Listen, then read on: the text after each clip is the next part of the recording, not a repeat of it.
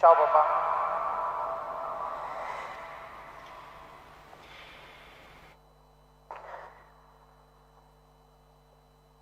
Ehi, due, 4 pagine come le leggo così? Ho aspettato ieri notte per scriverti queste parole, perché non sapevo da dove iniziare. Ho ascoltato e letto pensieri stupendi da personaggi famosi, amici, semplici conoscenti, tifosi appassionati, tutti a ricordare una battuta, una partita, una foto, una chiacchierata per strada, episodi di calcio e di vita che ognuno portava nel suo cuore. In questi giorni hanno detto e scritto talmente tanto di te, quasi tutto, che sarebbe superfluo per me raccontare ancora quello che hai fatto sul campo, come ti comportavi con gli altri, sempre rispettoso dell'avversario, ma soprattutto sempre disponibile con il prossimo. E allora ho pensato, c'è qualcosa che non ti ho mai detto, papà? Magari questa è l'occasione giusta davanti a tutta questa folla che ci segue da ogni parte d'Italia, anche da fuori Italia, e che approfitto già per ringraziare anche da parte tua. Ma il nostro rapporto era ed è talmente simbiotico che non riuscivo a nasconderti mai nulla.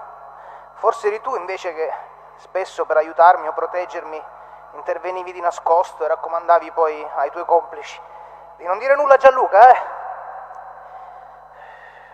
Hai vissuto per me come io vivo per te.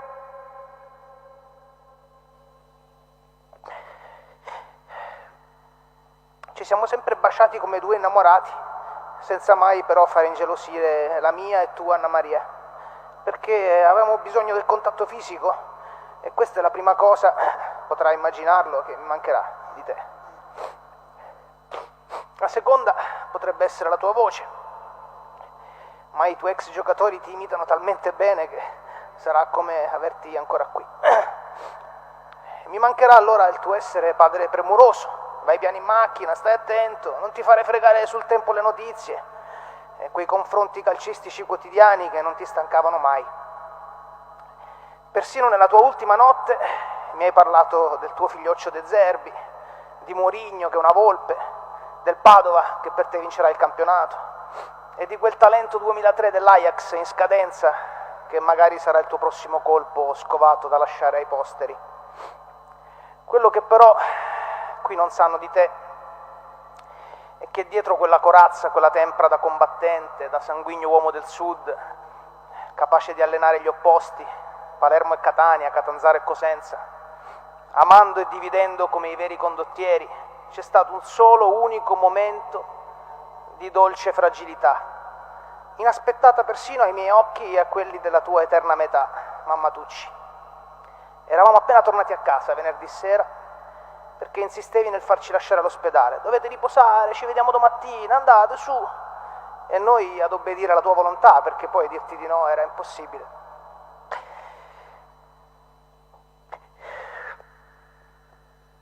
Poi però, dopo nemmeno mezz'ora, hai mandato un messaggio a lei e hai chiamato me su WhatsApp, tra l'altro.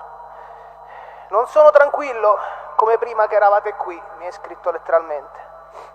Ci volevi lì, forse perché, come dicevi sempre, quando non si può vincere è meglio non perdere. E tu non volevi perdere il contatto con le nostre mani, con le nostre anime. Nell'ultima notte della tua vita, nei minuti finali della partita. E così siamo tornati, ti sei addormentato. E i tuoi occhi erano consapevoli di aver fatto e dato tutto sia alla tua famiglia che alle tue squadre, ai tuoi tifosi e anche a chi ti aveva conosciuto solo una volta nella vita. Avevi un solo rimpianto, non poterti godere ancora Gaia e Giovanni, i tuoi amati nipotini, perché proprio adesso iniziavano a sbaciucchiarti, come facevo io da piccolo, ma anche da grande per la verità. E allora dovrà fare gli straordinari nonna Tucci, come ha fatto con te per una vita, coccolandoti, stimolandoti, amandoti alla follia e anche facendoti arrabbiare quasi ogni giorno, perché poi di essere controllato e guidato proprio non ti andava giù. Ma solo lei poteva tenerti testa, papà. Solo a lei non riuscivi a fare le tue proverbiali trappole. Le ho detto tante volte in questi giorni che non sarà mai sola, come adesso pensa di essere. Non le ho mentito esclusivamente perché mi hai chiesto di pensare a lei prima di andartene, ma perché tu resterai davvero dovunque.